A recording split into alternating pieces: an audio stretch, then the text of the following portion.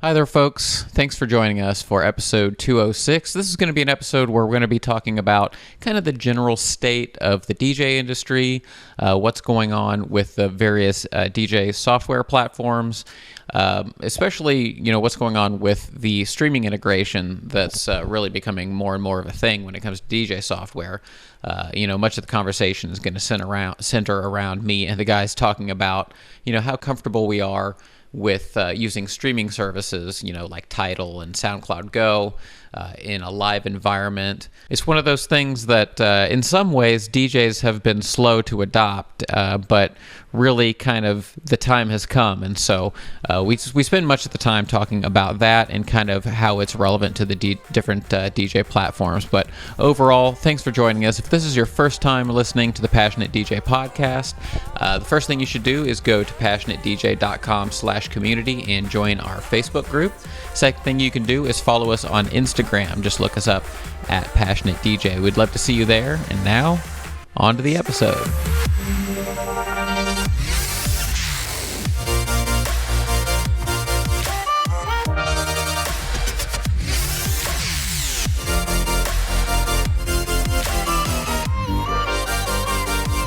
What's up, everybody, and welcome to the Passionate DJ podcast. That was awesome timing with the pop top. I'm your host, David Michael, and I'm here with the homies. Guys, it's so good to be here with Tony, Trip, and Mo. What's up? Woo! Thank you guys for being here. Absolutely. Doing the social distancing thing, so I don't know which way to look. Yeah. Yeah. So this is the first time we've been back in studio at the same time and not over Zoom. So we've taken a few precautions. Yeah.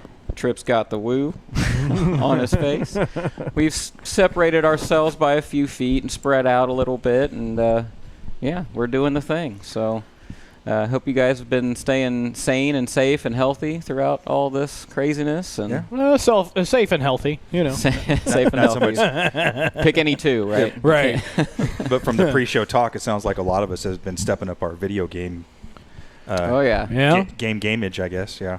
I beat 2 games in the past 3 days, and I almost never actually beat games. I beat Link to the Past, the old Zelda game. Oh, that one's a legend. One of my favorite games of all time. Wait, that's the one where you had to hop back and forth with the the Dark World and the Light and all that stuff? Yep. Oh. Dark World and Light World. No, yep. I wasted a lot of time. I was going to say, I'm getting the feeling from our previous conversation that you and RPG games didn't get along too well. Nothing over like 60 hours. Yeah. Well, we do have some software and streaming related stuff to talk about. Yeah. Thank you to Mo Dingo for doing all the research for this episode. Doesn't mean it's going to be good research. Well, but it is research. It's more research than I had when we started. So that's great. We got that going for us. A couple things I forgot to mention. Apologies if there's a little bit of background noise. It's real freaking hot today, so AC is running in the room. Sorry.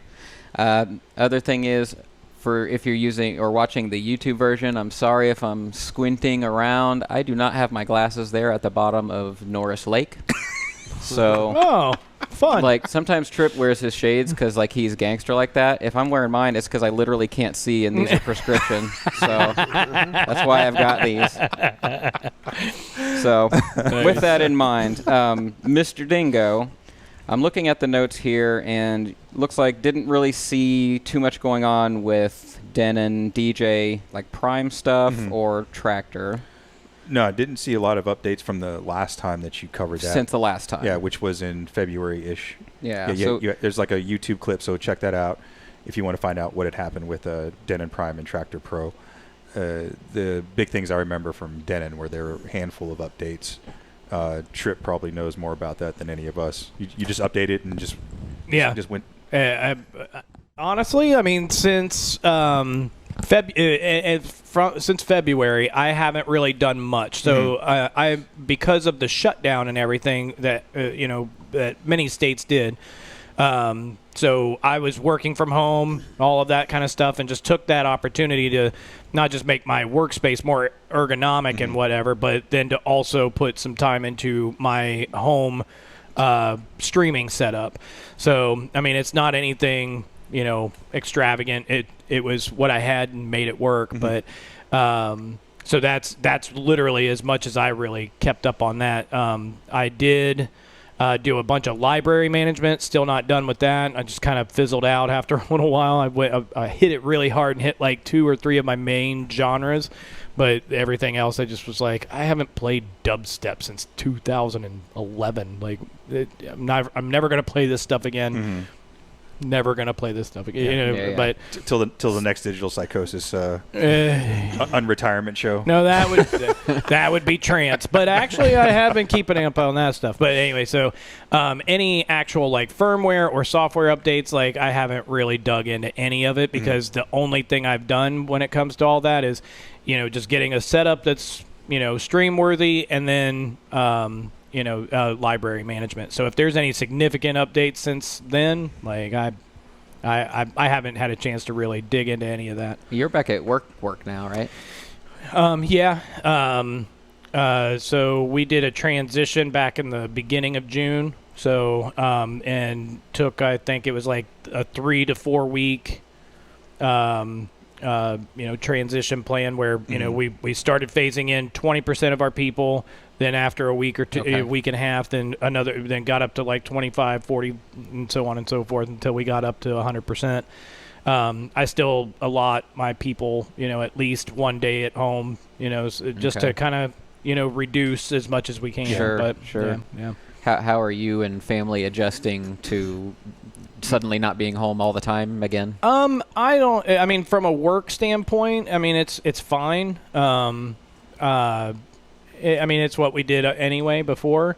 Yeah. And when I was home, I'm lucky enough that I have a dedicated space for my studio that turned into a workstation. So, I closed the doors and I worked while Gina, did homeschooling with Ellie. So it was like, so it's not really that different other than I have a commute again. So, okay, good.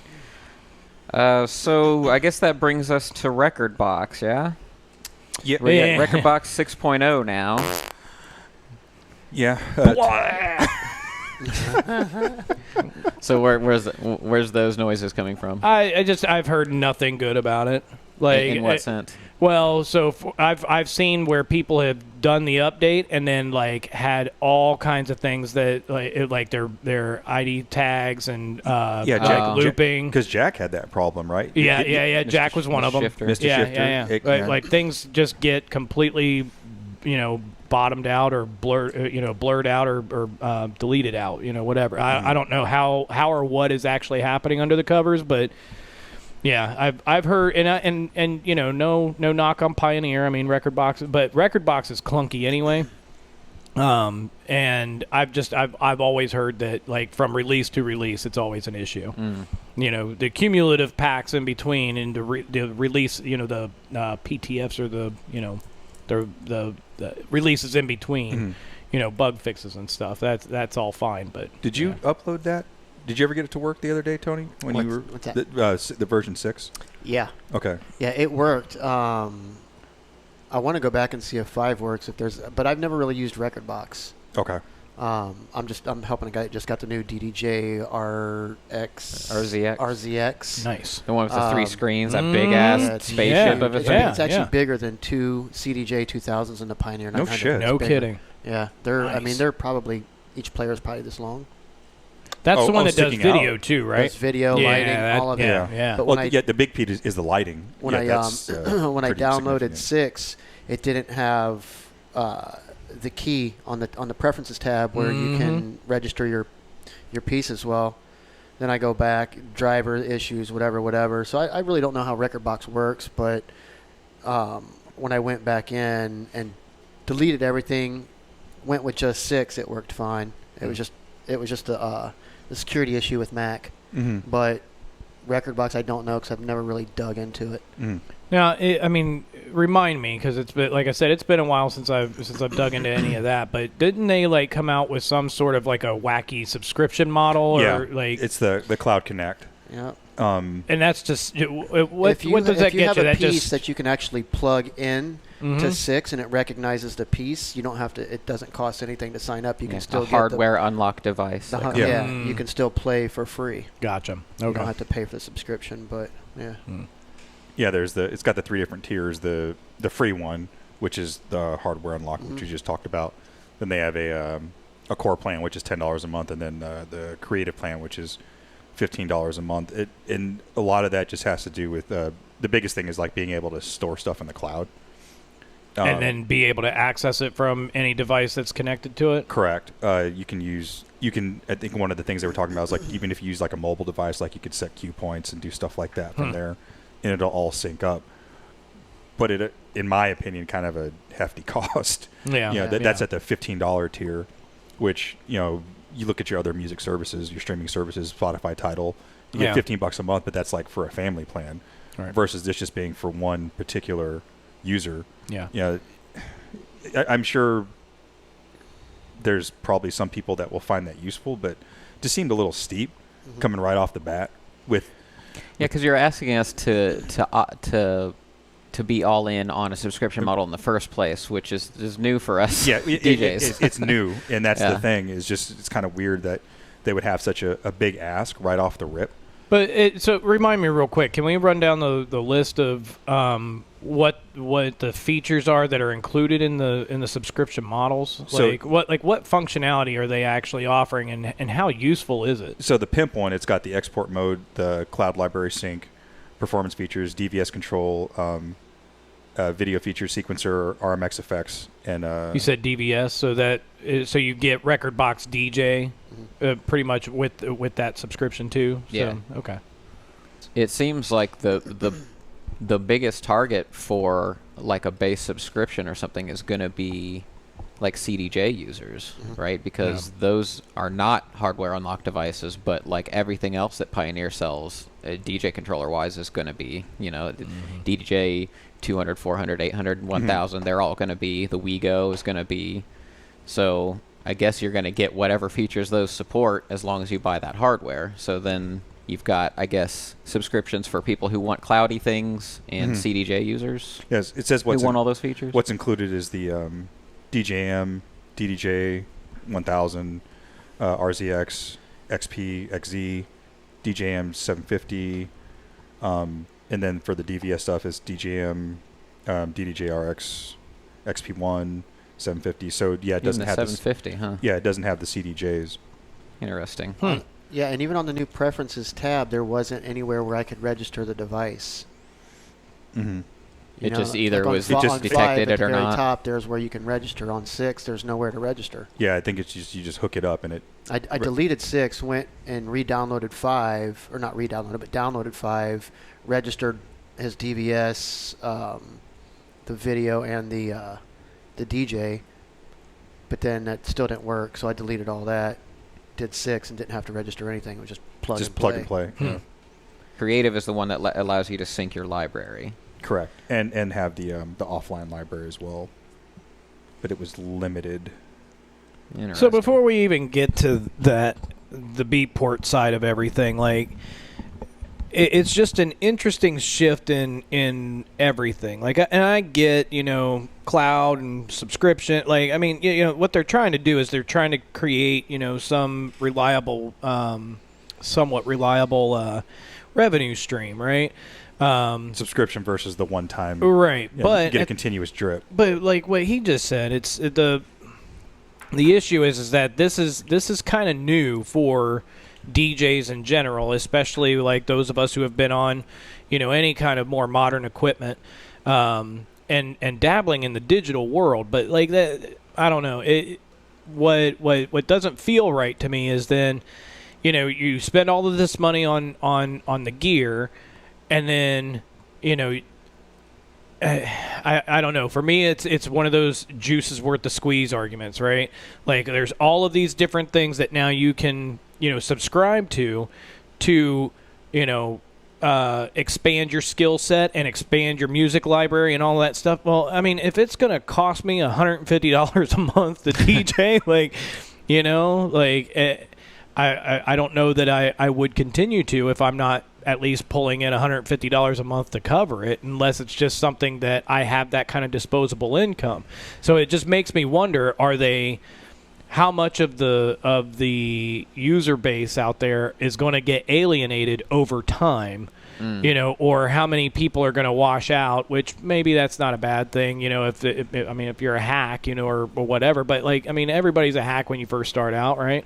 So it's just one of those things where it's like, I don't know, man. Like something just don't feel right about it to me from a practicality standpoint. And I can be totally wrong, but that's just me.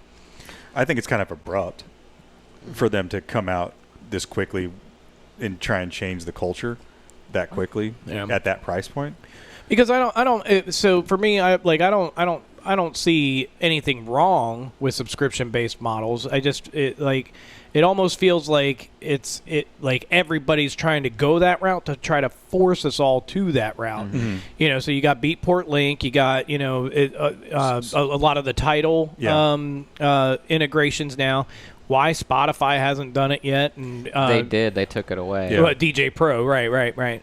So it's just one of those things where it's like, if everything in our life is going to streaming, okay, fine, I get it. But like he just said, I've got Spotify, Hulu, Netflix, Disney Plus. But at the end, at some point, everybody's going to be looking at, holy crap, how much am I actually spending on media streaming?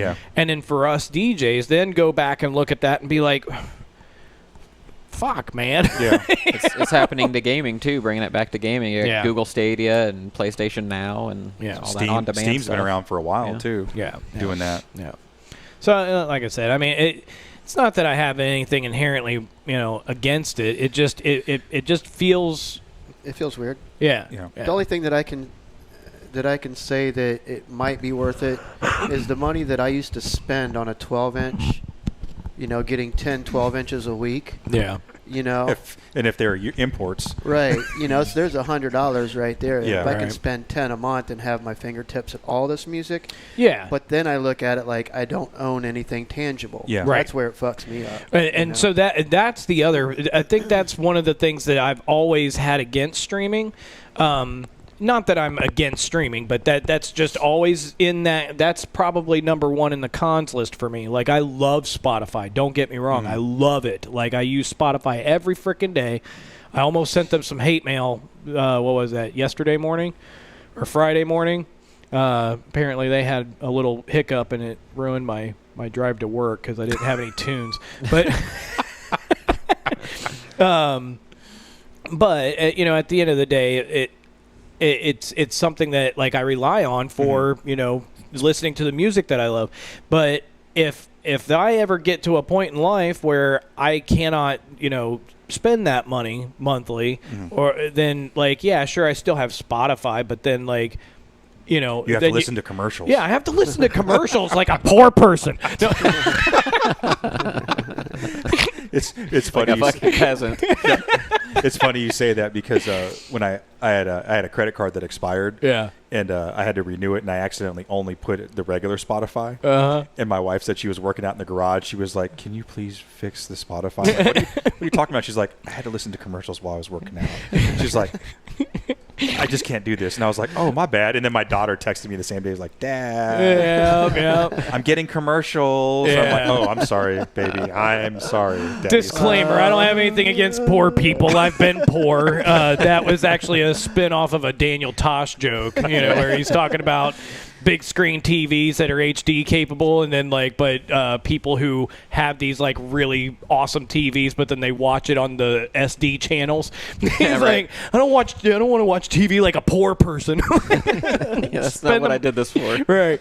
Anyway, so at the end of the day, if your ability to DJ and be creative is completely contingent on your ability to access those humongous libraries at $10, $12, $15 a month, whatever it is, and then you suddenly run into some roadblock where, like, now I don't have any of that, well, then your creative outlet is gone.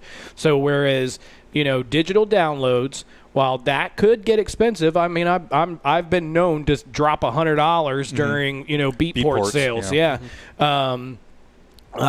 But physical, tangible media, so cassettes, CDs, vinyl records, all of that stuff. Like, no matter what happens, unless you really hit a bumpy road and you're offing records off for 50 cents a pop, you know what I mean? Like, those are yours. Right. They're forever yours. And as like that's the whole thing to me, is that, like, it's a hurdle, or it's a contingency, or not a contingency, but you know what I mean? It's just something in the way, that just makes it feel And then coming from me, like, because I'm the mobilist of the four of us, having the streaming stuff is great, because then I don't have to pay $3 for a song that somebody wants to hear one time at a wedding that I'm never going to play again. Sure. Sunrise, Sunset, that comes to mind. Had a dad that wanted to dance with his daughter with that, so okay, cool, I'm going to download it. But I was able to stream it, because otherwise I'd pay $3 for that, or $2 for that song, and I never play it again. Yeah. But also, just the limitations with technology, it will fail you at some point. Some of the venues I do with these barn weddings, because that's like the new thing. They're out in the middle of nowhere, and cell signal is poor. And if you're relying on the house Wi-Fi, well, one, did you even ask if you could use their Wi-Fi? Because some people are pretty, stingy about that. Right. And two, now you're competing with 100 other people sharing that Wi-Fi signal. So, me, I always bring an extra puck, or my iPad, my phone both have tethering on it. Hotspot. So I bring two of them with me every time, just in case, because one of them, I know they have different antennas, and I've used one because it has better signal strength depending on my location. But then conversely, like I said before, I was in the middle of downtown Dayton, and I was in a brick building, your joint, the top of the market. Top of the market. Yeah, beautiful building, middle of town, but it's all brick, and the cell signal was crap in there. And I never would have thought to even check that out prior to, but luckily I had two devices, and I don't know how many DJs out there that are doing mobile are thinking that far ahead. Right. Because now, if you're relying on streaming and you don't have access to high speed data, then you're screwing your client. Unless I mean, and I know that some, like with Spotify, and I don't know, maybe Rekordbox or Beatport Link allows this, but temporary download local to your and cache it to your device. So, but that still doesn't change the dynamic for the on demand. It's a partial request. Solution. Yeah. And that's why I still. I have that SD card that I bought, that 256 one that's just full of music, because someday it's going to happen where I'm not going to be able to play what I want because I don't get signal. But guys, if you're going to rely on streaming and you're doing the commercial sellout stuff like I do, weddings and corporate, make sure you have a backup to your backup, because don't always assume that you will have a strong signal. Yep. So I guess that brings us to the Beatport stuff. So Beatport Link is getting all streamy and cloudy. Yeah. So Beatport and Beat Source. Yeah. Right? So yeah. The hell is Beat Source? Well, Beat Source used to be a thing back in the day. It was like hip hop oriented, and I'm talking like MySpace days, like 2005 or something like that. So it's a different wing of the, or like. It went away for a long time, and then it came back. It was a collaboration with somebody. DJ City. Yes, you're right. Correct, yeah. So I don't know if it's still hip hop focused or if it's top 40 or what, but it's not it's not like the full on EDM kind of focus like Beatport. Like Beatport is. Yeah, the thing about the Beatport Link, you can use it with Rekordbox, DJ Pro, DJ Juiced, I think is how you pronounce it. Hercules one. Yeah, and Virtual DJ. So it's pretty broad as far as what platforms you can use it with. Still no Tractor. Yeah, Tractor, that's a them thing, I think, though. Yeah. Isn't it, with their software?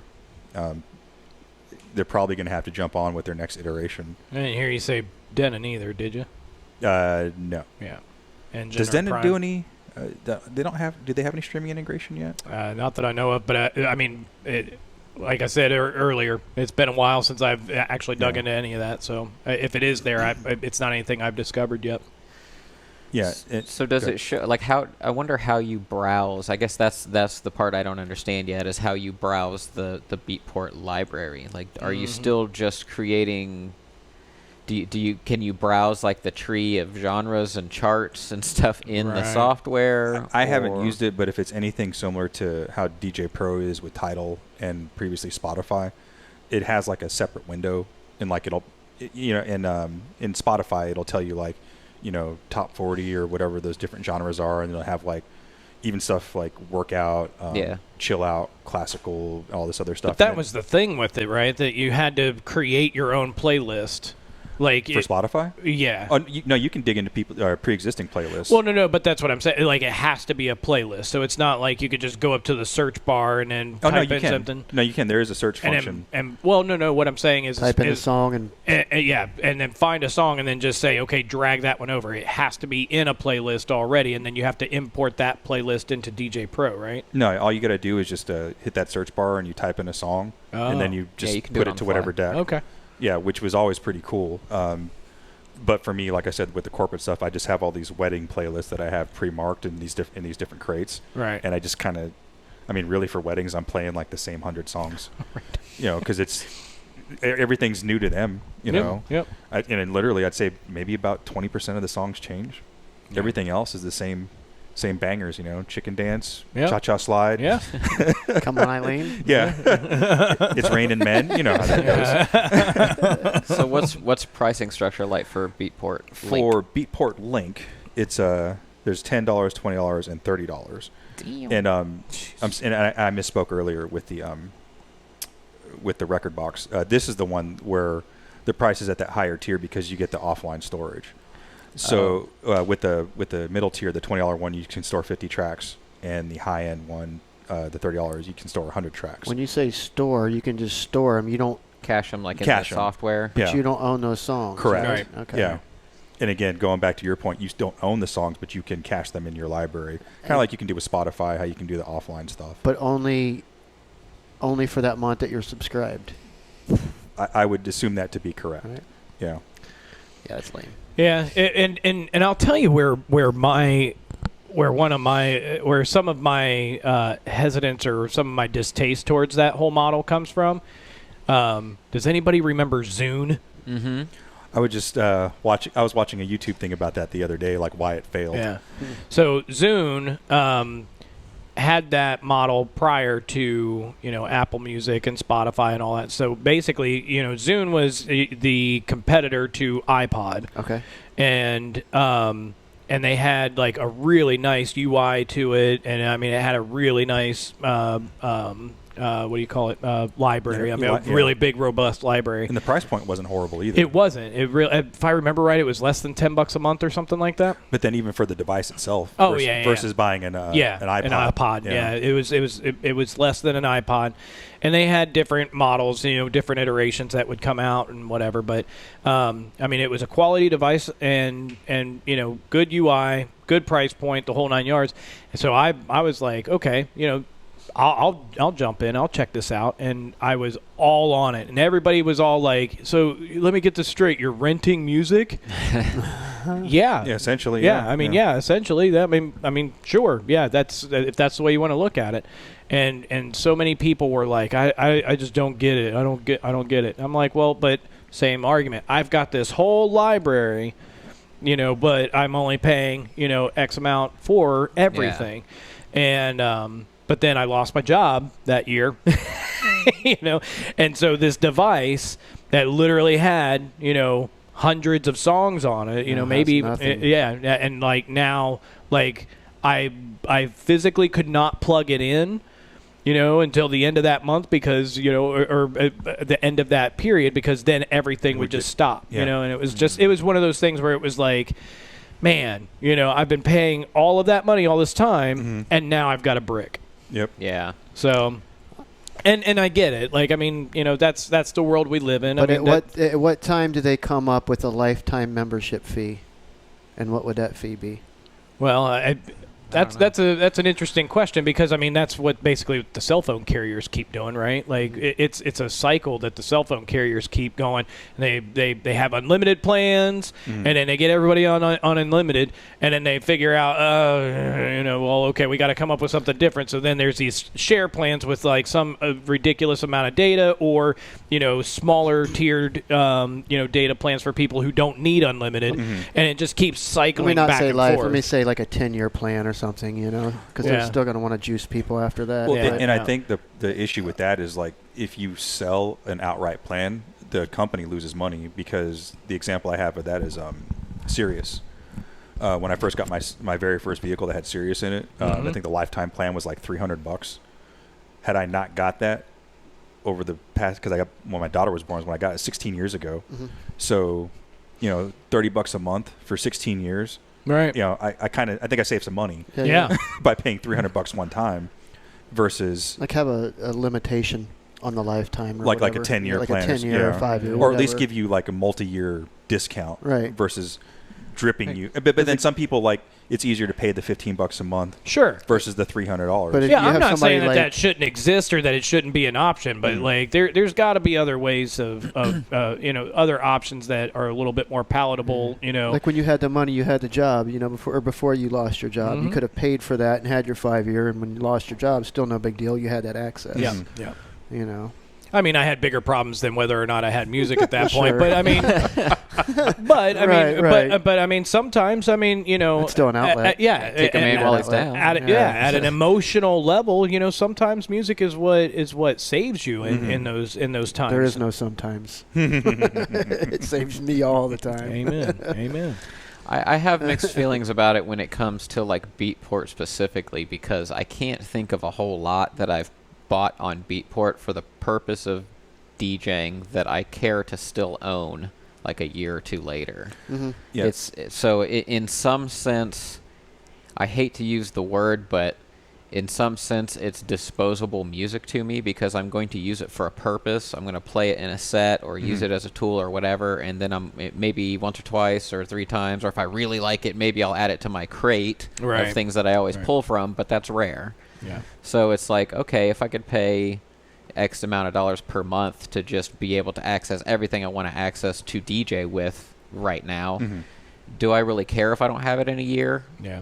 Probably not with that stuff. But at the same time, you still have the problem of, okay, if I have to cancel my subscription, now I just can't DJ anymore, I guess. Do you delete a lot of your stuff after you play it?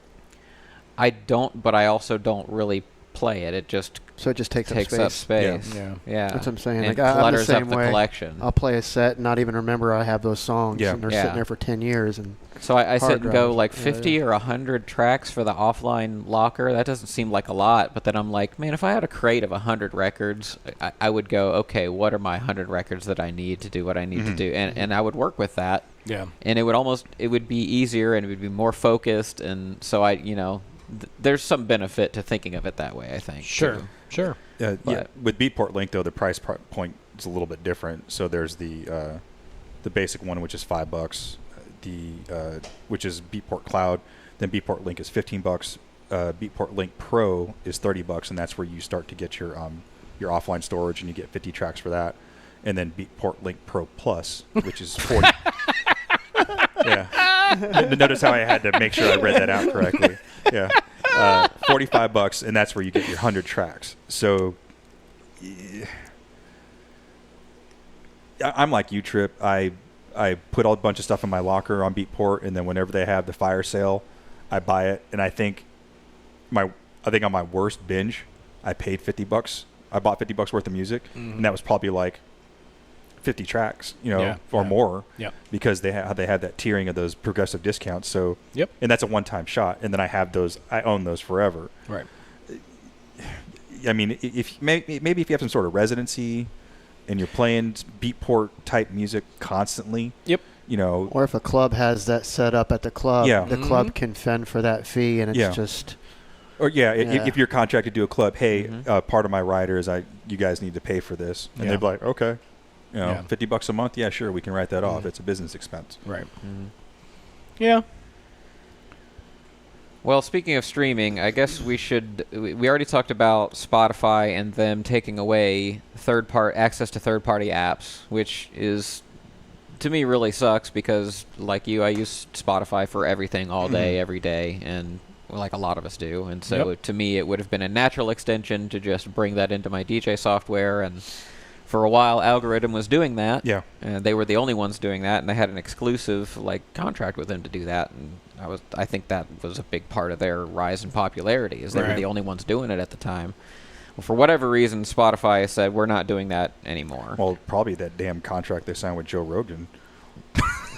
Yeah, so, Rogan's going to be exclusively on Spotify now. Not even on YouTube. He's going to be just Spotify. Which is amazing. Yeah. Like, how much money did they have to offer him? $100 million. $100 million. Really? Yeah. Man. Yeah, signed a So that contract tells you that he was making more than $100 million, or that he was making at least $100 million. At least $100 million through. I would say less than that for him to offer that much money. Right. But I mean, sweeten the pot. But I mean, $100 million. So he was making somewhere between $0 and $100 million just in YouTube, in the YouTube ad revenue. Like, gee, many Christmas. Yeah. But I mean, it sounds like it was a deal that was worth it. I mean, it worked on for Bill Maher with HBO and Howard Stern with Sirius XM. Yeah. So I mean, for those guys that go exclusive like that. But I mean, honestly, I mean, for Joe, I mean, at least Spotify has the free tier. So if people still want to listen to them, then they can. Yeah. So it's just the audio version. Where's his? I think Spotify? they're still going to do the video. On Spotify? Yeah, I think that so. I'm not sure, but I don't know that Spotify is doing video That's what yet. I'm saying. I didn't know Spotify even did video. I thought they were still doing video versions, so I'm not really sure how that works. Because I don't know a lot about it. I heard a clip or something of him say, the show's not changing. Everything will be the same. It'll just be here instead of here. Yeah. That's my understanding as well. How they get the video in there, I'm not sure if that's something Spotify just supports now, and I didn't know. It'll be interesting to see, because I notice with some of my music when I'm playing it at work and swiping through some of the music, if you've got the player up, there's little mini animations or 10 seconds. If there's a video for the song, they'll show 10 seconds of it. Yeah. So I wonder if they'll just plug into that capability. Right. But what about TIDAL? Haven't you been using TIDAL? Yep. How's that been going? What's the selection like? What's the quality like? It's obvious. I mean, TIDAL, if you go back to the origins, it was kind of it was started with Jay-Z and a couple other big baller investors. So it was kind of leaning more towards the hip hop R&B genre. I got on board maybe about 2 months ago, and I'm starting to already see a shift in the genres of music that are included. There's actually a pretty decent electronic. Okay. So actually that set that I did, that's on the Passionate DJ's SoundCloud. That was done from a crate that I built out of TIDAL with all that techno. So I was kind of impressed that I was able to do that. That's a good time to mention that. So we, for the first time in 2 years, uploaded something to the Passionate DJ SoundCloud. We've had premium SoundCloud for 4 years and have never canceled it. And when SoundCloud was having their struggles, we kind of jumped ship as far as them being our primary podcast, RSS feed host. Yeah. But we never canceled it. We just kind of stopped uploading there. Well, we still have a following over there, and we still get the occasional, comment or whatever. So Mo and I were just kind of poking around one day. He was like, "You want me to upload something here?" I'm like, "Yeah, let's." Well, I was put trying something. I was trying to find a solution to a problem, because I have a SoundCloud account, but I don't make enough mixes to justify paying for a premium account. So I was like, "Hey, is there any place I can upload within the Passionate DJ, whether it's on the web page or whatever?" He's like, "Yeah, we should use the SoundCloud. We're paying for it." Right. Yeah. What kind of music was it? Techno. It's just techno mix. Yeah. A little bit more obscure stuff, so you didn't get the band hammer? I haven't seen it. I haven't got a notification yet, so. Okay. And it's been up for about 2 weeks, maybe?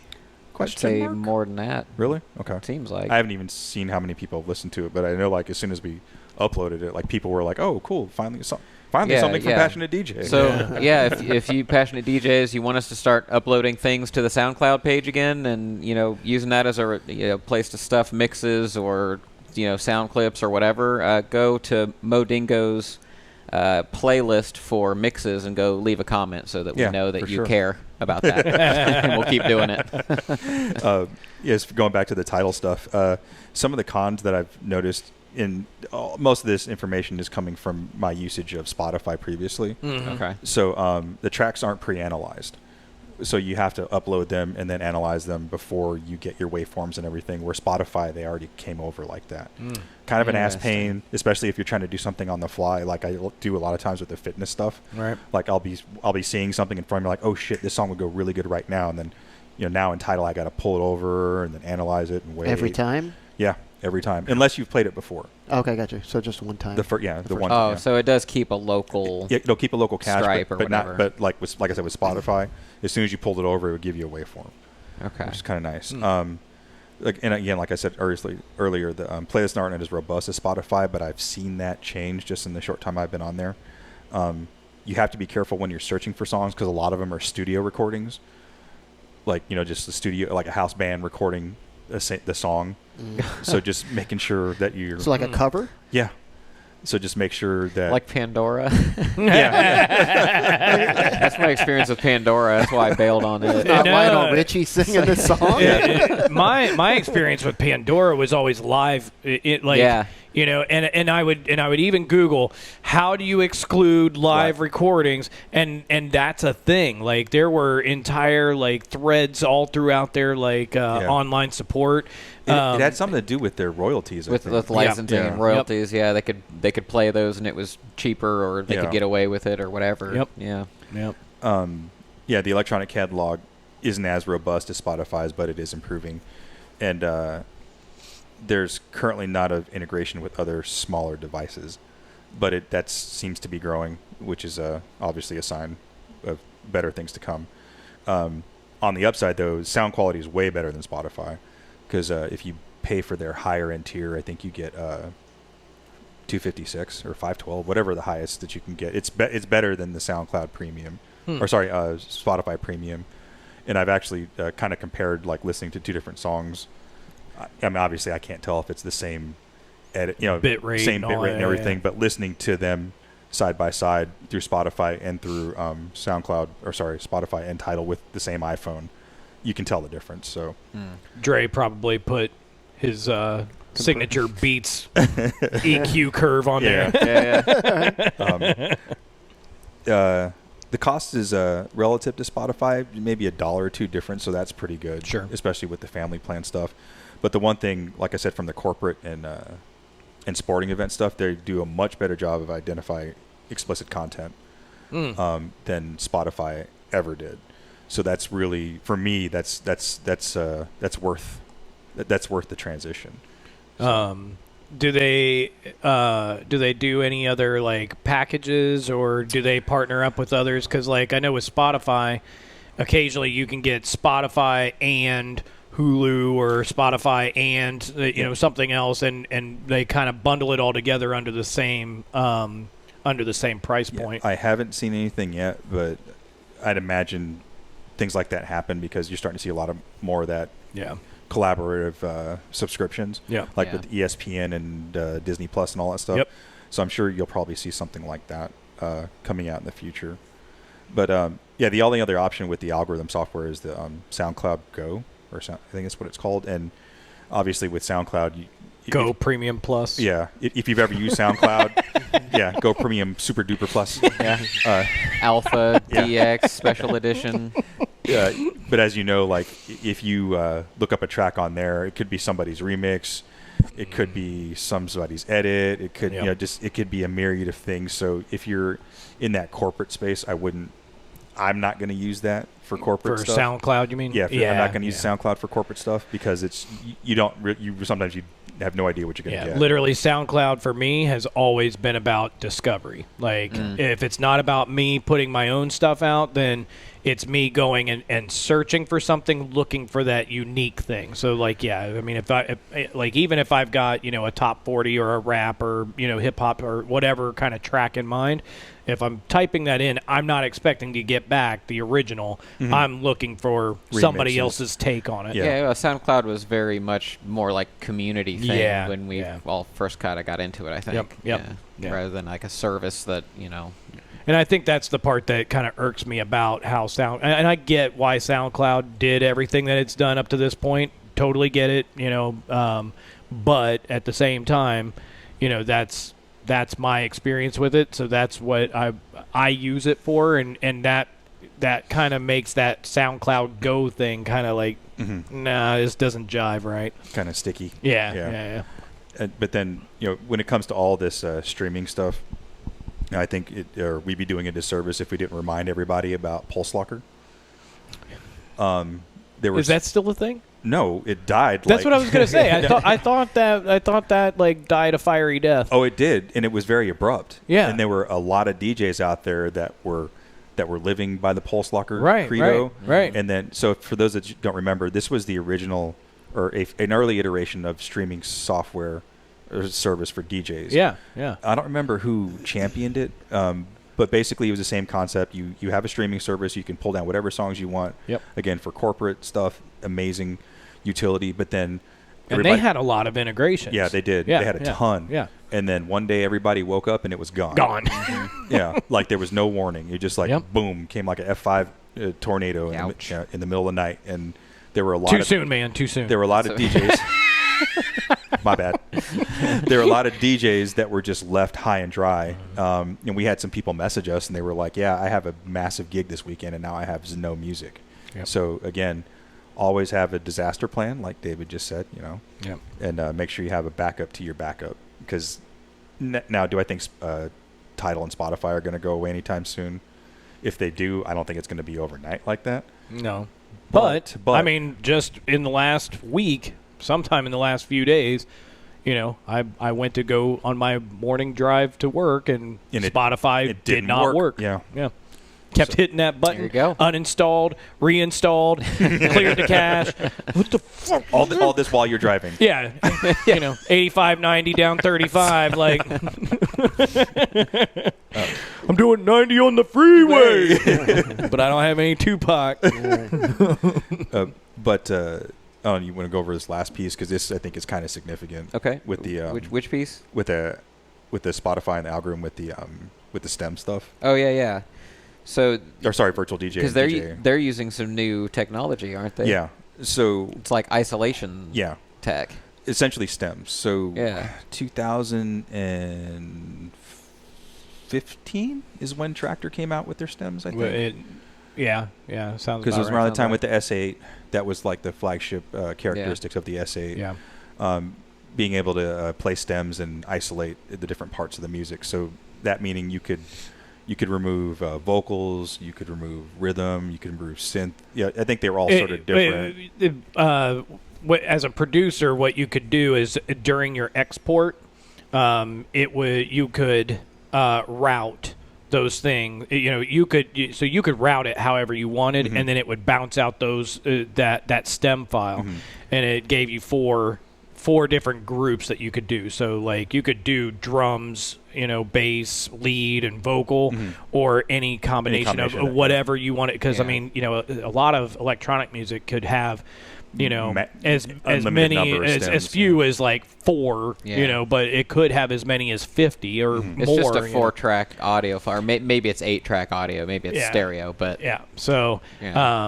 Which was a really cool concept, but it just felt like it didn't catch on. Well, and I think what it was, like novices, non-producers like myself, had a misconception of what the capability was, because I thought I could put any track into my S8 and I could manipulate it. Okay. Whereas you had to buy a stem version of that track, which had five tracks on it. It had the mixed track, and then the 4 separate audio tracks, and then you could manipulate everything and create your own live edits. For which there was a very small library. Yeah. And the concept of that was pretty dope. And I did buy a few just so I could mess with it. And, it made me feel really creative. But was it something I was comfortable doing out in public? Not really, because it's just a lot of moving parts. Yeah.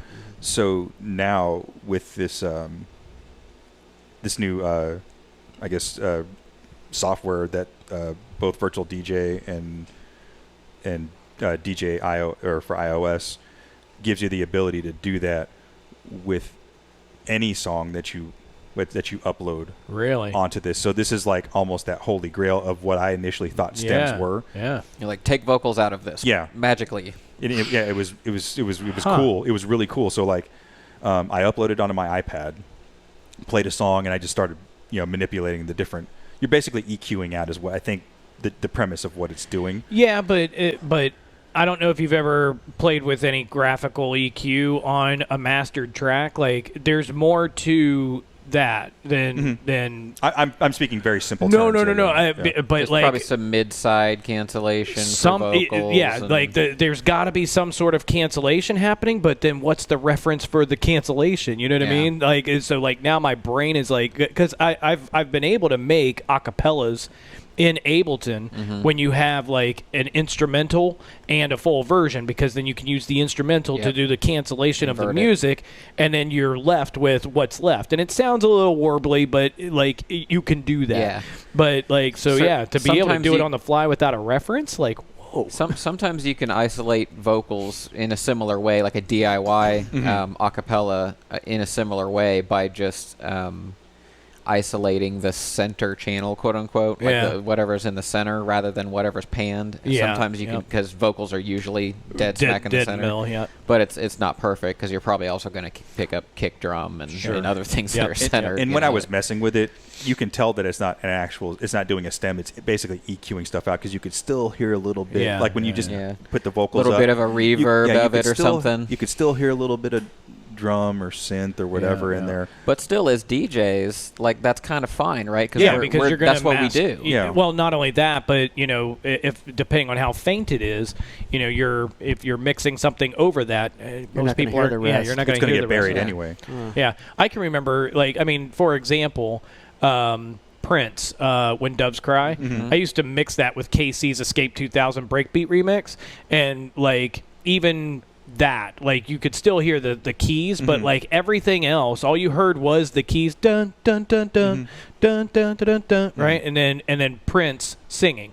Everything else from Escape 2000, right,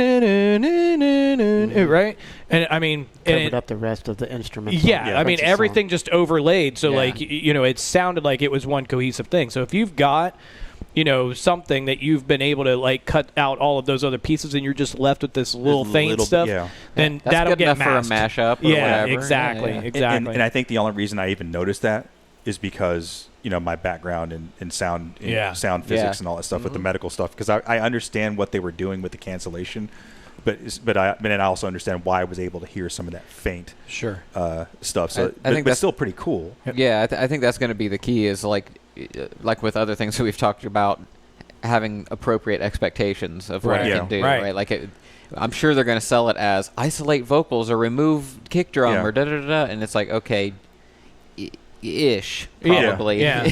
Well, but here's the thing, is that, for years there's been websites like, for example, acapellasforyou.uk, right? Yep. And like, I mean, that's been a source for tons of people for years. And some of those DIYs, thankfully, at one point they implemented ratings, because I can't tell you how many I downloaded, and I was like, man, this is trash. But and I mean, sometimes you have to deal with the trash, because that's probably the best you can do. And that goes back to the expectation management, because if you have a true understanding and appreciation for what this person is doing, without having the master track, you got to give them a little leeway, right. And I mean, like all things, there's a creativity that can be inspired out of that limitation, right? You've got artists that, producers that thrive on figuring out how to make that kind of shit work. Like, I think of, like, you guys remember Burial? Yes. Yeah, so Burial did a lot of that. He would pull like Beyonce and Aaliyah and like old R&B songs, and just figure out how to turn it into some creepy, haunting something, and that you couldn't recognize. And he was even more amazing because what was it? His first album, he was like what, 16 or something? Jeez. Yeah, 16 or something, and he did everything in SoundForge. Like and he was anonymous. Yeah, like even like the like he used the multi-track option in SoundForge. I have been using SoundForge for 10 years and didn't know there was a multi-track option. So for those who don't understand, he's basically like, here's a bunch of waveforms, and he was like copying and pasting and aligning them all together, which is where you get a lot of that burial chunky kind of like it's this really like chopped up, like a garage song. Yep. Like Bristol, almost. Yeah. Yeah. But he's like what, Russian or Ukrainian or something? I forget. But like just amazing. Like he had one song where like all of the sounds like were made from like, you know, a field recording in a McDonald's. Yeah. Like it was absolutely insane. And like bullet casing drops from like Metal Gear Solid and like just weird shit. Like just you would never know unless you looked it around up. him. Yeah. So with Virtual DJ, you can isolate, quote, I say that with air quotes, vocals, instrumental, bass, hi-hats, and kick. Might have to play with that. With DJ iOS, it's drum, harmonics, and vocals. Again, here goes back to the subscription thing, though. No, of course. Virtual. And here's where they get you. Virtual DJ is $20 a month or $300 flat fee. Like Tony was saying. Okay, that's something. Yeah. DJ iOS is $5 a month. But the thing that is kind of the kicker with all this, and this goes to like with the announcement at WWDC a few weeks ago, all of these features are only available on iOS devices that have an A12 chip or newer. And so this is where like... So what's that, iPhone 8? iPhone 8 or newer. Yeah.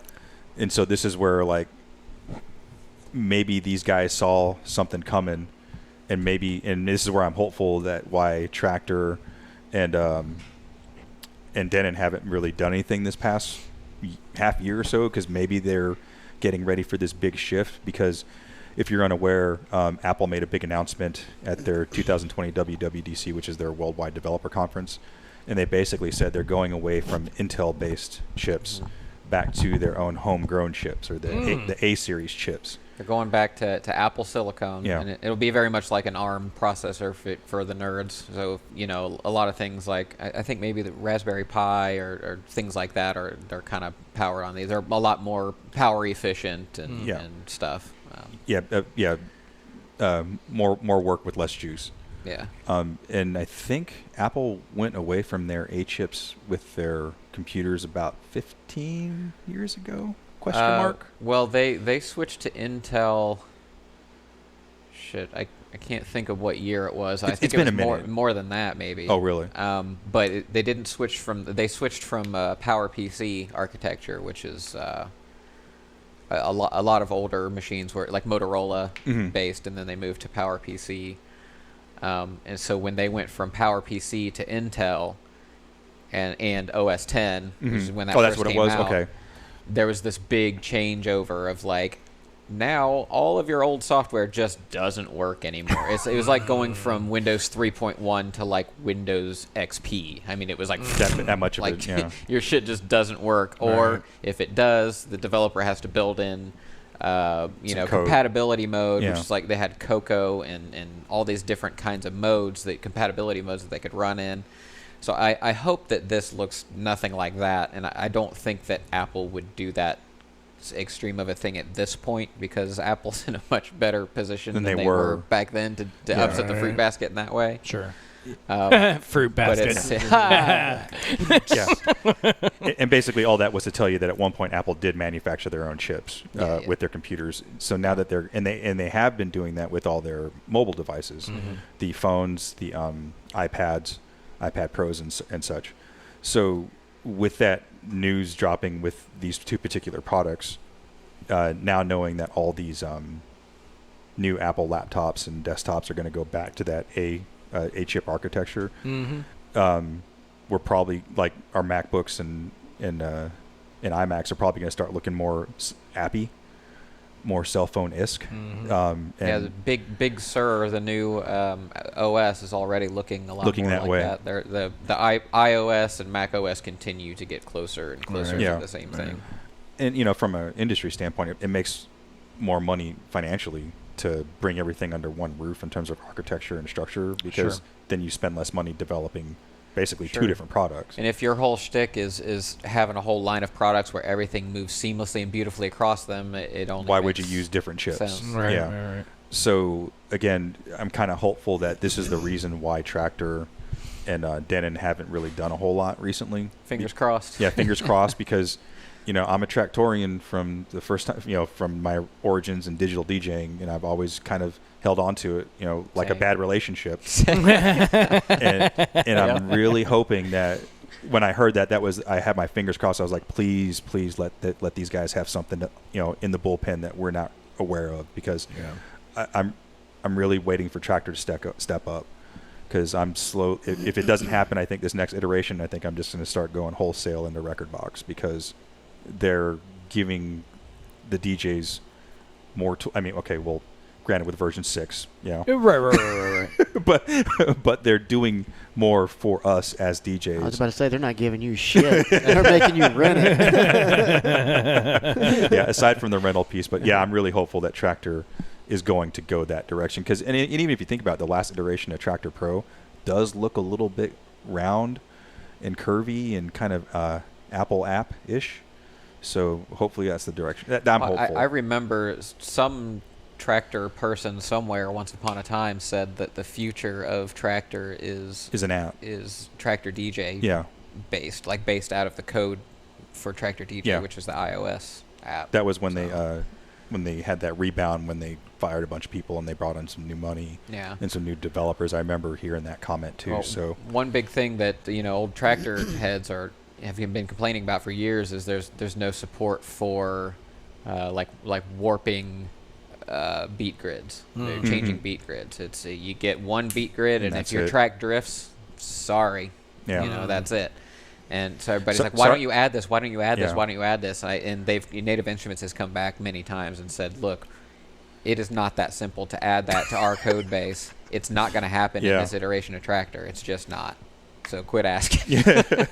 But so I think that might be part of it, is like that. Why develop it into that when the future is this other code base? And again, that's fingers crossed. For the Dingo. We'll see. For me personally, the big takeaway that I got from all this after reading a couple of articles is, because I was kind of in the market for maybe looking at a new MacBook, and just from my research, now is not the time to buy. Because the whole time you're sitting here like going over this, and I'm like, man, I'm really glad I bought that iMac Pro when I did. But because I've got that iMac Pro, and then I've got a MacBook Pro, but my MacBook Pro is a 2015, and I mean it's a tank. It's still working just fine. We pretty much have the same one. Mine's, I just changed the battery, and that's about all I've had. In terms of I'm still on 12. 2012. It runs fine. I had similar feelings about it, but it was like, it's not that I'm resisting the change. Like, fine, I'm sure they're doing it for reasons that make sense. But I don't want to go through the growing pains. I don't. There's a bell curve out there of adoption rate. I don't want to be the early adopter. Like I don't want to be down here. I don't necessarily rely on it so much. I don't necessarily have to be at the top of the bell curve, and I almost never am on the tail end of the laggard. But I'm usually somewhere in here, and like the second wave at apex. But I definitely don't want to be this one down here that's buying the first MacBook Pro off of the line and then get it home and realize I can't do anything with this thing without either a bunch of growing pains or, like you said, compatibility modes.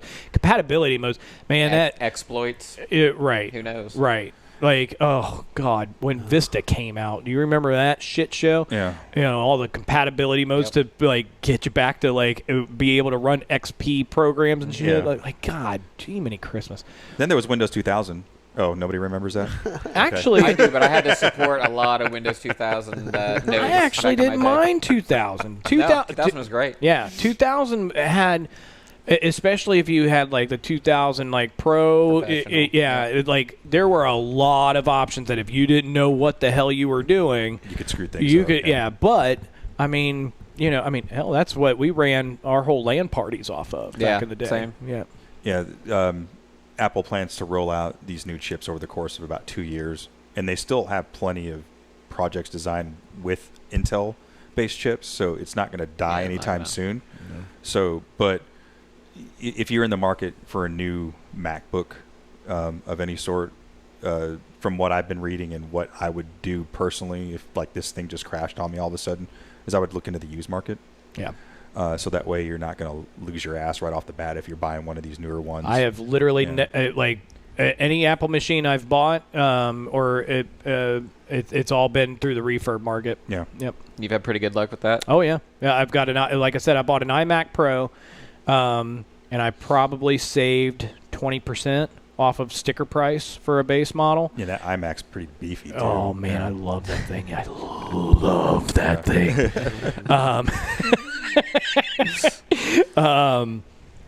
But and then my MacBook Pro, that was the first one that I bought, and then got Gina. That was your first step into the slippery slope of the world of Apple. Yeah, bought Gina a MacBook Air.